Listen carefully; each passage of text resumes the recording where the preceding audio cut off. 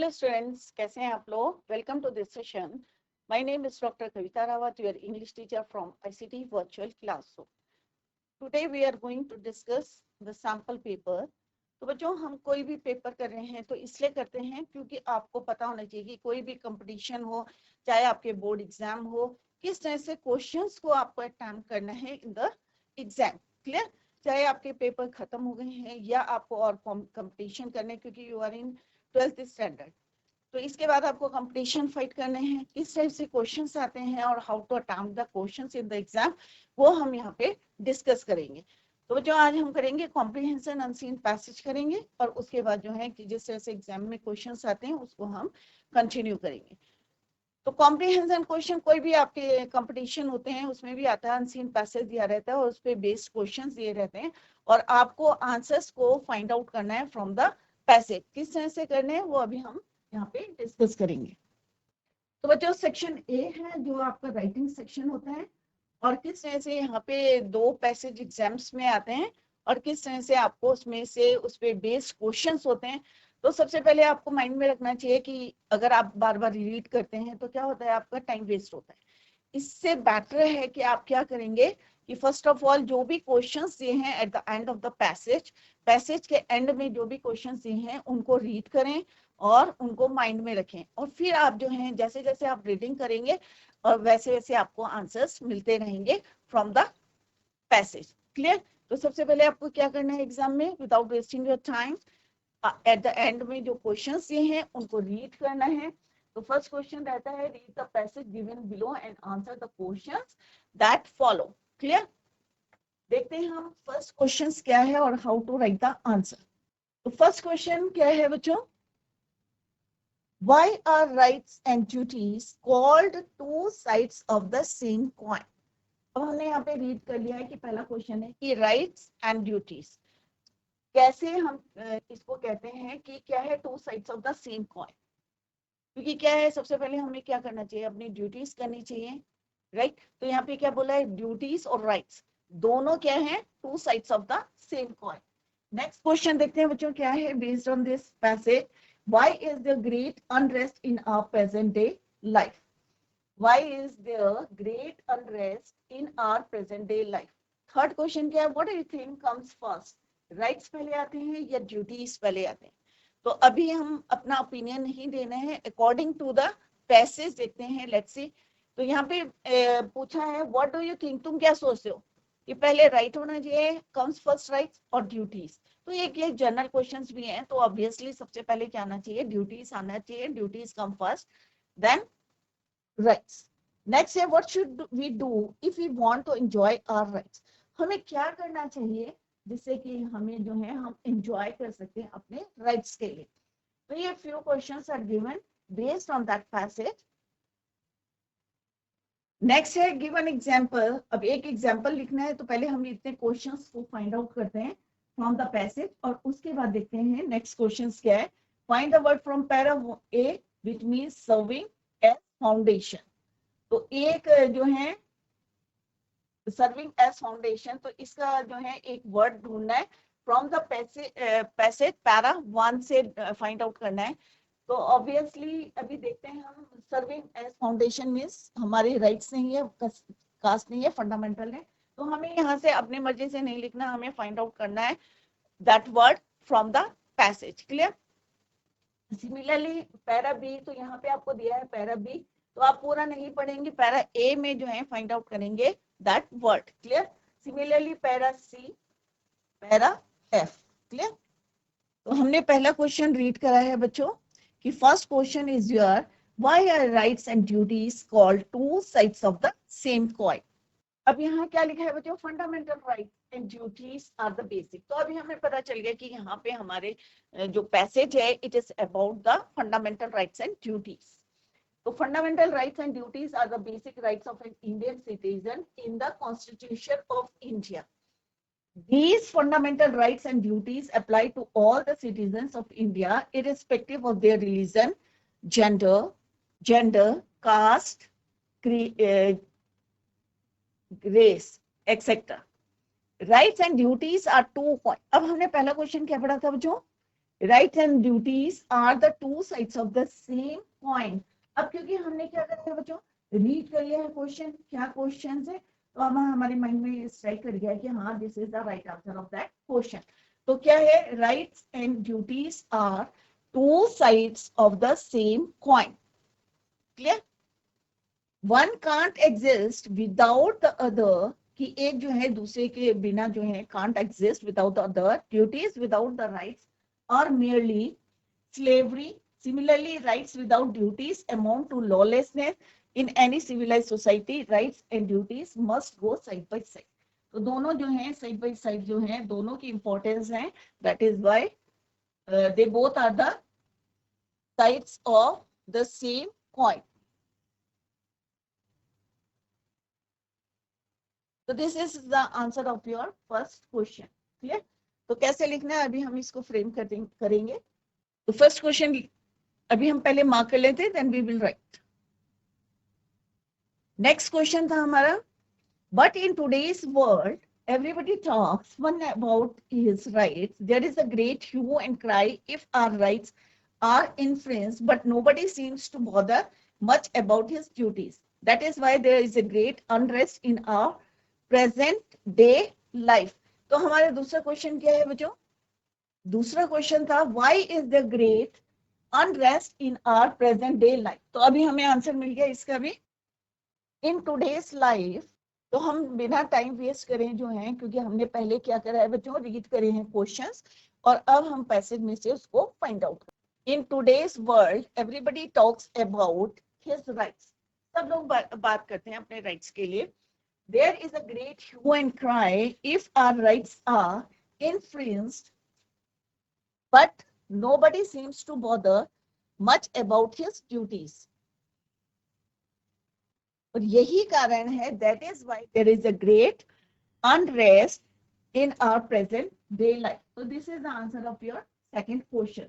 अब कैसे फ्रेम करना है इसको अभी हम later we will discuss. Now come to the third question, that is, what do you think comes first, rights or duties? जैसे हमने बताया कि दोनों क्या है, sides of a same coin. Actually duties come first. अब यहाँ पे क्या बोला है बच्चों, ड्यूटीज कम फर्स्ट. तो यही क्वेश्चन वहां पे पूछा है कि क्या पहले आते हैं, राइट्स आते हैं या ड्यूटीज आते हैं, व्हाट डू यू थिंक. तो यहाँ पे क्या है, actually duties come first and rights afterward. This is the answer of your third question. Many a time a man's right is another man's duty. कई बार हमने देखा कि एक जो है, many a time one man's right is another man's duty and vice versa. अब next question है कि आपको फाइंड आउट करना है एक एग्जांपल. नेक्स्ट क्वेश्चन क्या है बच्चों, let's see. What should we do if we want to enjoy our rights. इसका आंसर मिल गया कि क्या पहले आता है, ड्यूटीज कम फर्स्ट और उसके बाद राइट्स. नेक्स्ट क्वेश्चन है, what should we do if we want to enjoy our rights. हमें क्या करना चाहिए if we want to enjoy your rights. For example, everyone, तो example find out करना है. तो here is the example. Every man has a right to have an undisturbed sleep. हमें अपने rights हैं, so it becomes the duty of his neighbor not to switch on his television at high volume.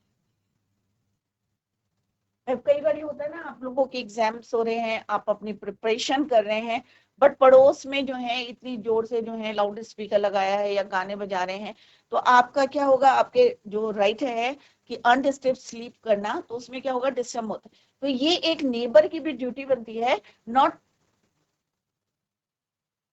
To switch on his television at high volume. कि हमें high volume में अपना television नहीं देखना चाहिए या रेडियो नहीं सुनना चाहिए, सो दैट कि जो पड़ोस में है वो जो है undisturbed sleep. If you want to enjoy our rights, तो क्वेश्चन क्या है, थर्ड क्वेश्चन बच्चों. तो that is the answer of fourth question. क्योंकि फोर्थ क्वेश्चन क्या है बच्चों, गिव एन एग्जाम्पल. तो अभी यही एग्जाम्पल है कि हमने क्या एग्जाम्पल देना है, तो हमें पैसे से ही एग्जाम्पल देना है, अपने माइंड से नहीं लिखना है. तो एग्जाम्पल क्या था बच्चों, कि अगर आपको जो है आप सो रहे हैं, आपका राइट है कि भाई शांति से आप सोने के लिए आपका जो है अनडिस्टर्ब स्लीप लेनी है, तो पड़ोसी अगर गाने बजा रहा है या टेलीविजन फुल वॉल्यूम में देख रहा है तो उसकी ड्यूटी बनती है कि उसको लो वॉल्यूम में देखे। क्लियर? तो this is answer of this question. Now come to the, इससे पहले क्वेश्चन क्या था बच्चों, what should we do if we want to enjoy our, आपको क्या करना चाहिए if you want to enjoy your rights. If you want to enjoy, तो यहाँ पे देखो आप जैसे जैसे आप पैसेज को पढ़ रहे हैं तो आपको जो है आंसर्स जो है मिल रहे हैं, राइट? तो if you want to enjoy our rights we should act in such a way that the rights of others are not trespassed। कि बिना परमिशन, होता है ना ट्रेसपास, क्या होता है, बिना परमिशन के आप कोई काम नहीं कर सकते, राइट? या कहीं जा नहीं सकते अगर मान लो किसी ने परमिशन नहीं दिया और आप उनके कैंपस में चले जाते हो, right? If you want to enjoy our rights we should act in such a way that the rights of others are not trespassed, कि दूसरे के राइट्स को जो है हम डिस्टर्ब ना करें।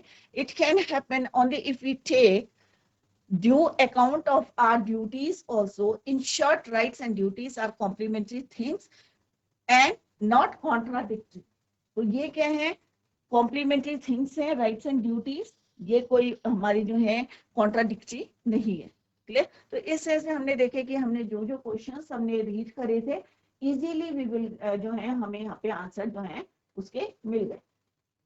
We get the answer accordingly, जैसे जैसे क्वेश्चंस पढ़े थे और पैसेज हम रीड करते रहे एंड हमें आंसर उसके मिल गए, राइट?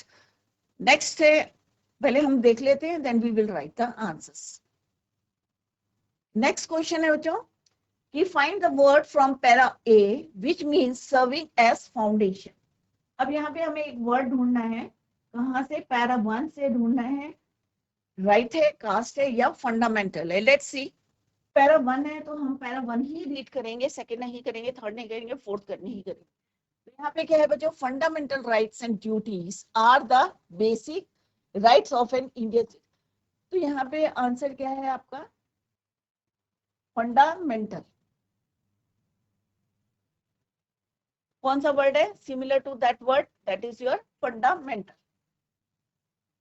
नेक्स्ट इज, यहाँ पे हमें आंसर मिल गया fundamental which means serving as foundation। Next है find the word from para B which means likewise। अब यहाँ पे हमें वर्ड देखना है likewise। तो अभी हमें पता है answer, you know the answer, but हम पैरा B में देखते हैं whether that word is there or not। तो हमें वर्ड देखना है likewise। तो likewise में similar, तो word is your rights and duties, यहाँ से हम रीड करेंगे। तो यहाँ पे आंसर, क्वेश्चन का आंसर क्या है, लाइकवाइज का same meaning is your similarly. तो सेकंड बी हम पैरा पढ़ेंगे, फर्स्ट नहीं पढ़ेंगे क्योंकि हमें बोला गया है instructions are given there. Next is your third है कि पैरा सी में आपको पढ़ना है, para C, find the word from para C which means restricted. अब हमें देखना अनरेस्ट है, इन्फ्लुएंस्ड है, अनडिस्टर्ब्ड है, पैरा सी। तो हम सीधे पैरा सी को रीड करेंगे, C. But in today's life there is a great hue and cry if our rights are influenced. तो answer is your influenced. Next question is your find the word from para F which means disputed. अब यहाँ पे हमें para F पढ़ना है directly, A B C आपको छोड़ देने हैं, सीधे आप पैरा एफ पढ़ेंगे जिसमें क्या है, डिस्प्यूटेड। तो सबको पता है disputed, you know the meaning of disputed, but हमें वो वर्ड फाइंड आउट करना है from the passage F. There can be disagreement on such controversial, right? तो वर्ड इज योर कंट्रोवर्शियल। तो अभी आपने देखा कि पूरे पैसेज में हमने किस तरह से फाइंड आउट करा है आंसर्स। तो the word is your controversial. अब हम इन जितने हमने क्वेश्चंस को मार्क करे थे इनको अब आप जो है लिखेंगे तो आपको इजी रहेगा क्योंकि you have marked all the questions right in the passage. तो कोई भी एग्जाम हो, चाहे आपका बोर्ड एग्जाम्स हो या आपका कंपटीशन हो, तो पहले आप रीड करके उसको अंडरलाइन कर ले या हाईलाइट कर ले और उसके बाद जो है उनको लिखें। क्लियर? तो फर्स्ट क्वेश्चन था हमारा, what are rights and duties called two sides of the coin.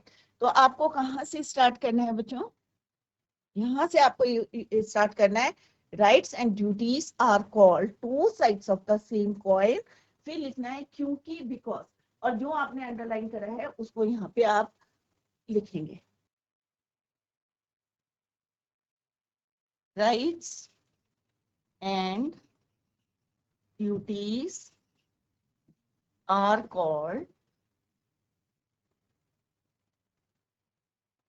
two sides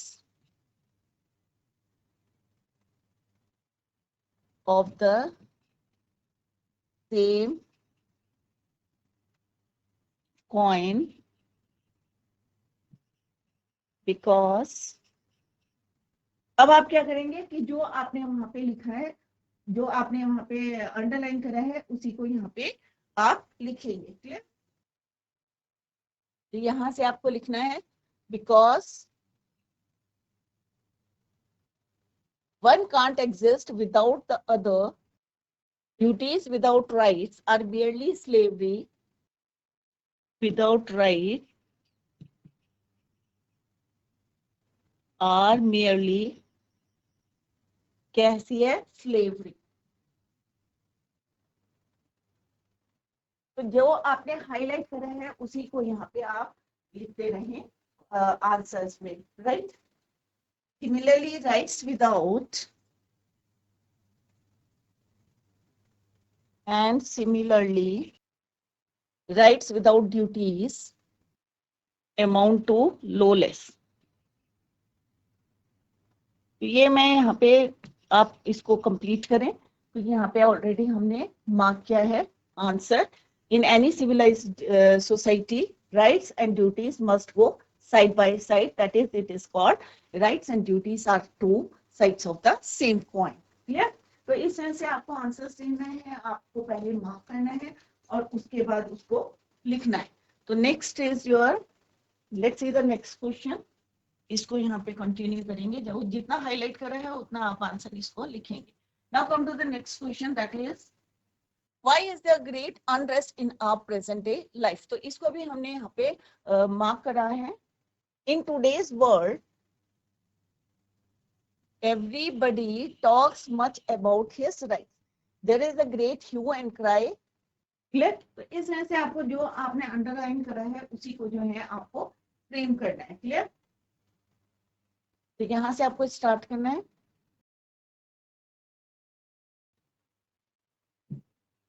In today's world,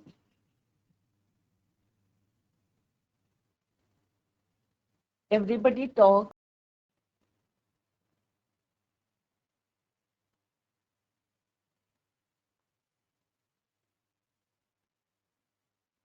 about his right.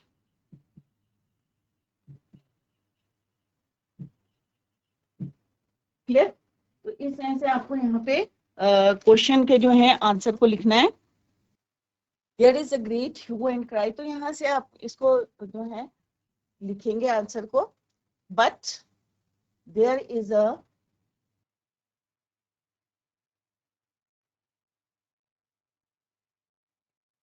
great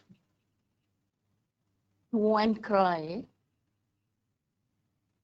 if our rights are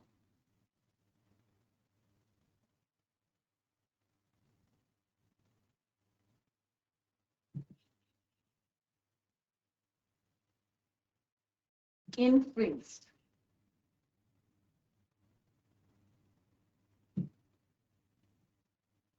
But nobody seems to bother.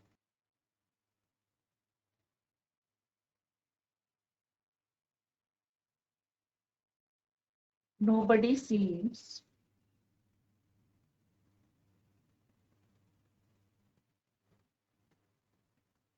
bother about their duties.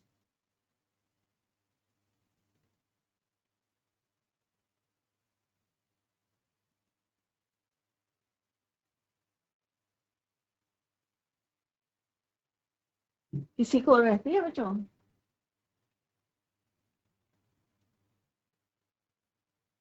His duties, that is why there is a great, और फिर आपको question से लिखना है बच्चों। Correct? इसके बाद लिखना है that is why there is a great unrest in our present day life. Clear?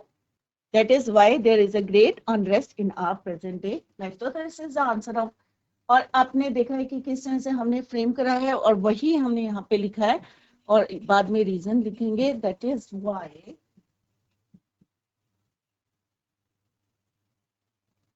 There is a fear from the question.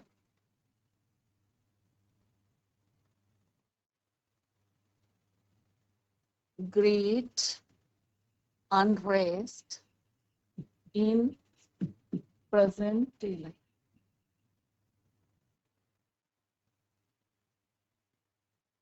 Clear?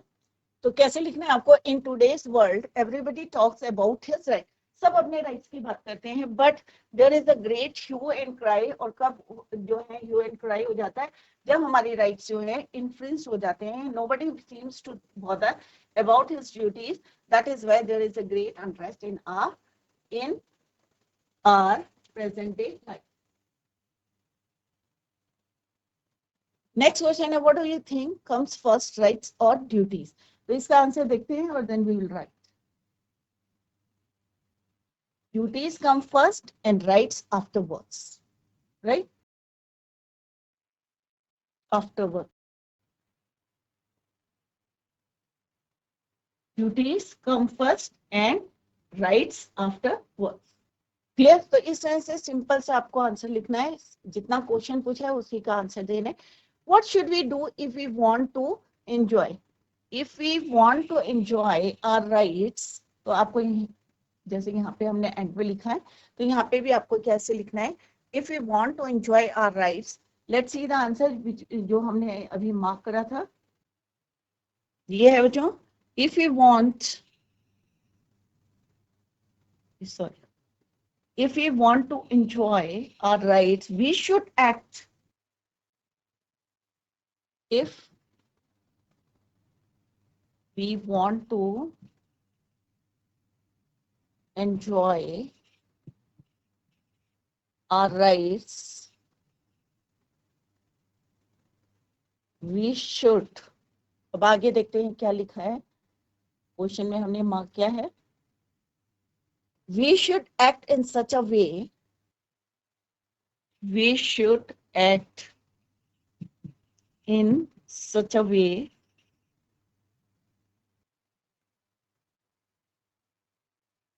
that the rights of others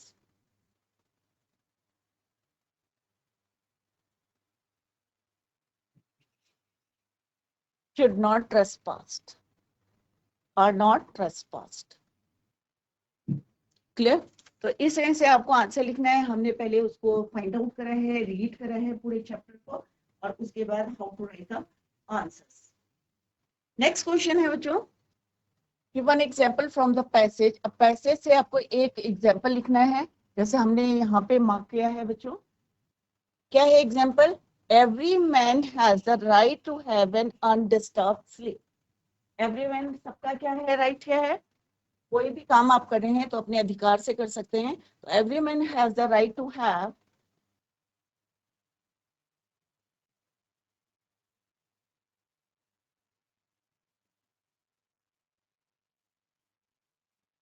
has the right to have an undisturbed sleep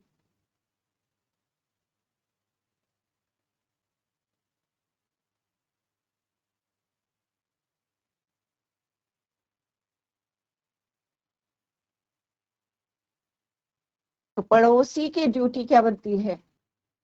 Have an undisturbed sleep, so it becomes the duty of the neighbor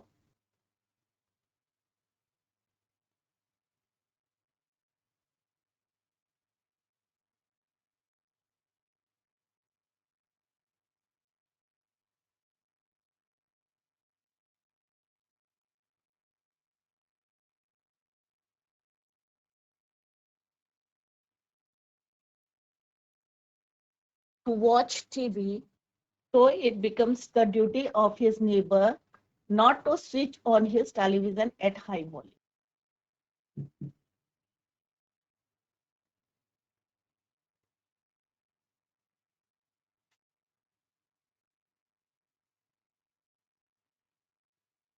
क्या duty बनती है? So it becomes the duty of his neighbour not to switch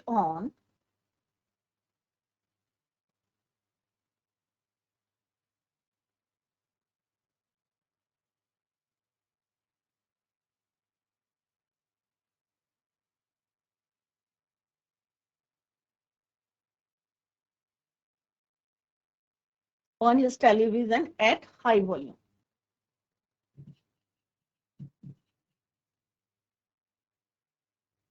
clear? तो ये हमारी duty बनती है। तो एक एग्जाम्पल उन्होंने पूछा और this example is given on the passage, और वही हमने यहाँ पे लिखा है, everyone has right to have an undisturbed sleep, so it becomes the duty of his neighbor not to switch on his television at high volume. Right? Choose the correct option and write in your answer. तो अभी आपको यहाँ पे जो है right answers जो है choose करना है. Find out the word that is your fundamental. तो आपको एग्जाम में कैसे लिखना है? Third is your right answer, fundamental. Clear? And this word is from para A, right? Though you know the answer of this question, आपको पता है meaning, पता है फंडामेंटल का what is the meaning, but जैसे हमें यहाँ पे इंस्ट्रक्शंस इज गिवन कि किस तरह से आपको पैरा ए से फाइंड आउट करना है, तो वो आप यहाँ पे फाइंड आउट करेंगे जैसे हमने अभी करके आपको बताया था. एंड यहाँ पे भी क्या है? सिमिलरली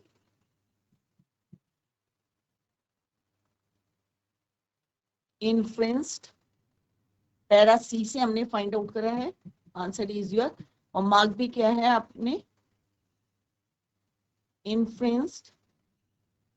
पैरा एफ में एग्जैक्ट आपको वही पैरा पढ़ना है जो इंस्ट्रक्शंस दिए हैं. कंट्रोवर्शियल. क्लियर? तो इस तरह से आपको एक अनसीन पैसेज है, कोई भी कंपटीशन है, जैसे मैंने पहले भी आपको बताया है, चाहे आपका बोर्ड एग्जाम्स है या अदर कंपटीशन फाइट कर रहे हैं, तो कॉम्प्रिहेंशन आता है, अनसीन पैसेज आपको दिया रहता है and you have to find out the answers from that passage. तो सबसे पहले आपको क्या स्ट्रेटेजी करनी है कि सबसे पहले आपको first of all read the question given at the end of the passage. जो पैसेज के एंड में क्वेश्चंस दिए हैं उनको आपको रीड करना है और then underline the answer. Clear? क्योंकि आपके माइंड में क्वेश्चंस दिए रहते हैं तो आप इजीली यू कैन अंडरलाइन, और क्योंकि इसमें टाइम वेस्ट नहीं होता है. और सिमिलरली जो है क्वेश्चंस में जो आपकी जो है वोकेबलरी है या कोई वर्ड दिया है उसके मीनिंग फाइंड आउट करना है, वो भी आप you can easily find out. तो सबसे पहले आपको कोई भी कंपटीशन है तो सबसे पहले अगर अनसीन पैसेज कॉम्प्रिहेंशन आते हैं तो आपको क्या करना है? Read the question given at the end of the passage. Clear? तो इस तरह से आप जो है एग्जाम में तैयारी कर सकते हैं. कोई भी जो है एग्जाम में कोई भी एग्जाम हो, चाहे आपका 12th का हो, चाहे 10th के हो, चाहे आपके जो है अदर कंपटीशंस फाइट करते हैं, तो इस तरह से आप एग्जाम में आंसर देंगे. तो बच्चों, that's all for today. Thank you so much. Bye. Take care. Have a nice day.